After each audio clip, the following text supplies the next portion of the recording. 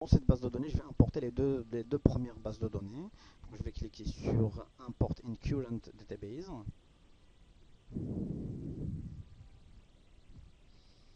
Et je vais choisir la première base de données qui se trouve dans le bureau, dans le dossier imidazole, imidazole, imidazole. Voilà, la première.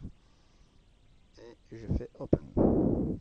Là, je sélectionne, je peux désélectionner comme je peux sélectionner tous les articles, tous les entrées.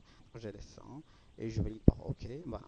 Remarquez que les trois premières références ont été ajoutées sur ma nouvelle base de données Intituled avec un étoile. C'est-à-dire qu'on n'a pas encore renommé, on n'a pas encore enregistré. On va importer aussi la seconde, import into current database, et on choisit la seconde. Open, je garde la sélection de tout des trois articles et je valide par OK. Bah, voilà, j'ai les trois, j'ai récupéré les trois, plutôt les six articles, les six entrées dans la même base de données et je fais CTRL SAVE. Là, il me donne le nom pour valider le nom de ma nouvelle base de données. Donc, je vais l'appeler emid, emid.bip et je fais save. Voilà ma nouvelle base de données. Alors là, pour le fichier de sortie, c'est là où c'est très intéressant. Donc, pour ma base emid.bip, je peux récupérer un fichier de sortie. En fait, il y en a trois types de fichiers de sortie qui sont très intéressants. J'aimerais bien vous les montrer. Donc, une fois que vous êtes sur votre base de données que vous voulez exporter, vous allez cliquer sur le menu File, Save, plutôt Export, Export. Et là, vous pouvez choisir le type de fichier que vous voulez faire, que vous voulez donc choisir. On va enregistrer notre fichier dans le dossier imidazole. Voilà. Et on va le nommer, par exemple, emid. Emid. Alors, le premier fichier sorti, on va choisir, pardon, on va choisir, non, on va choisir HTML table. Donc, il y en a HTML table, et vous avez HTML table with abstract et les références BibTeX. On va choisir celle-là, emid, et on va cliquer sur Save.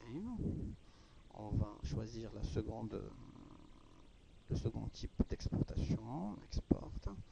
On peut choisir aussi Harvard RTF. On va le nommer aussi emid.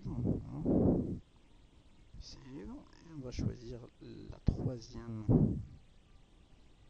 export. Et on a une autre, non, c'est pas MSQL, c'est celle-là. C'est Quarterly, c'est Quarterly. On va choisir celle-là, RTF toujours, et on va la nommer emid avec 2D pour différencier par rapport à l'autre.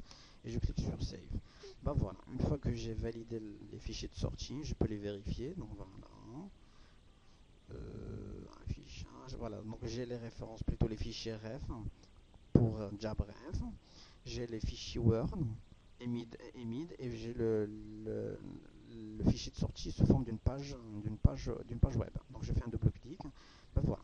Donc ça se représente comme tel. Donc vous avez les références qui sont groupées par rapport à un tableau dans une page web. Donc vous avez l'auteur, le titre, l'année, le journal, la référence, plutôt le type de la référence, et vous avez aussi des liens. Ça, c'est très intéressant. Donc vous avez le lien URL, vous cliquez dessus et on tombera directement sur la référence dans le journal, plutôt dans le moteur de recherche Science Direct, et je peux télécharger ce fichier PDF. Donc, par exemple, je peux cliquer sur comme ça, téléchargement. J'ouvre le fichier PDF.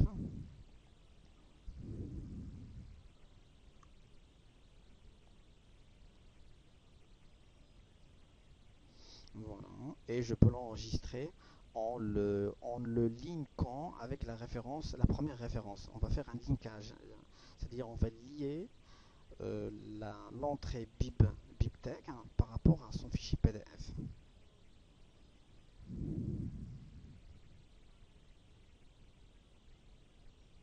Voilà, enregistré. Et là, je vais choisir le même dossier. Le dossier imidazole, elle est où? Et je vais choisir un nouveau dossier comme ça. Donc là, je vais mettre les articles. Et je vais le choisir comme le premier article. Je vais le nommer 1 et je mets sur Save. Voilà, donc j'ai enregistré le fichier PDF. Donc, je peux revenir à ma table HTML et ainsi de suite. Remarquez aussi que vous avez les liens Abstract et BibTeX. Donc vous cliquez sur Abstract et vous aurez donc le résumé de votre référence. Et vous pouvez cliquer aussi sur BibTeX si vous voulez donc copier les données BibTeX et les insérer directement sur l'X. Ça c'est très intéressant si vous voulez donc partager des fichiers bibliographiques avec vos amis. Donc il vaut mieux donc d'envoyer un fichier comme tel qui regroupe les informations bien structurées et bien organisées avec les liens nécessaires pour bien gérer les références bibliographiques. Donc on ferme cette fenêtre et on revient à notre fichier de sortie. On a aussi le EMID. On fait un double clic.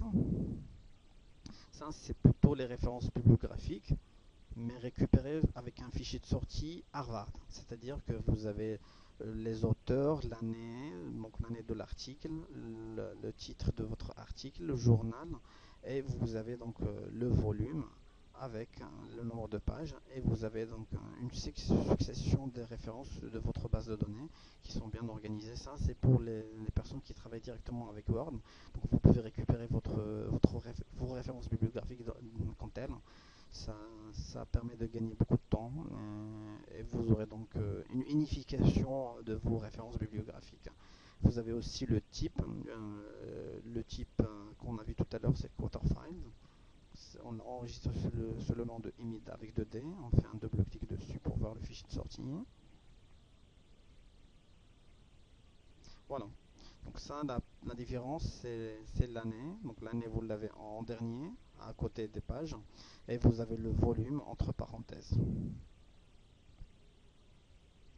Voilà, donc les 6 références bibliographiques.